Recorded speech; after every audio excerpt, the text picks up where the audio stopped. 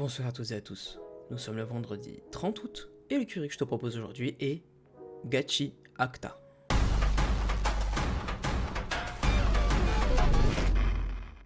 Avant de commencer, n'hésite pas à nous suivre sur Twitch, c'est très important pour nous, mais tu peux aussi nous suivre sur Insta et Twitter, tous les liens seront dans la description de ce podcast. Alors, Gachi Acta.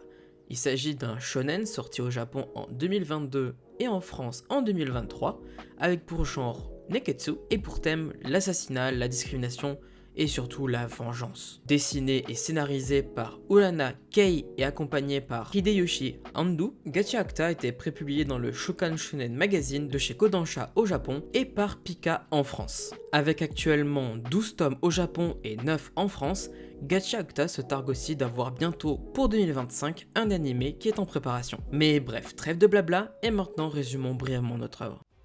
Rudo est un membre de la peuplade qui a vécu toute sa vie dans le bidonville où sont parqués les descendants de criminels. Marginalisé et méprisé par les siens, il passe son temps à s'infiltrer dans les décharges pour récupérer des déchets encore utilisables et les revendre.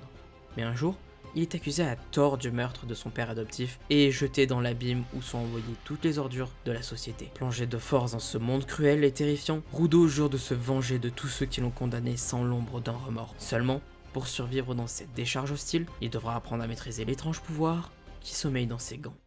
Et voilà, maintenant que l'on a résumé notre œuvre, pourquoi est-ce que j'aime Gachi Acta? Pour commencer, je vais parler des pouvoirs présentés dans le manga. Personnellement, je pense qu'il s'agit d'une des meilleures exploitations du concept de super pouvoir qui existe. Je m'explique. Dans l'œuvre, les différents personnages utilisent des objets qui leur sont chers avec une amplification liée à cet attachement et j'adore ce concept. Déjà, parce que ça laisse place à des designs incroyables pour des objets du quotidien. Non, c'est un tuyau d'arrosage du turfu qui se trimballe, c'est génial. Mais en plus de ça, du coup, je me reconnais bien dans ce concept étant donné que je suis quelqu'un de très attaché à ces objets. Cela se ressent par ma collectionnite, mais aussi par le fait que j'ai du mal à me détacher des choses, car j'associe très souvent des souvenirs plus ou moins forts. Pour continuer sur ce fond de l'or, j'aimerais rebondir sur un petit point un peu dommage à mes yeux, c'est le scénario. Alors, à mes yeux, l'histoire est très bien narrée, surtout qu'elle est portée par un style graphique insane, bien qu'un peu brouillon, mais on y reviendra. Mais du coup, malgré tout ça, elle est néanmoins assez bateau hélas. Ce prof de la société supérieure qui envoie ses déchets à une société inférieure qui doit survivre et avancer tant bien que mal, eh bien,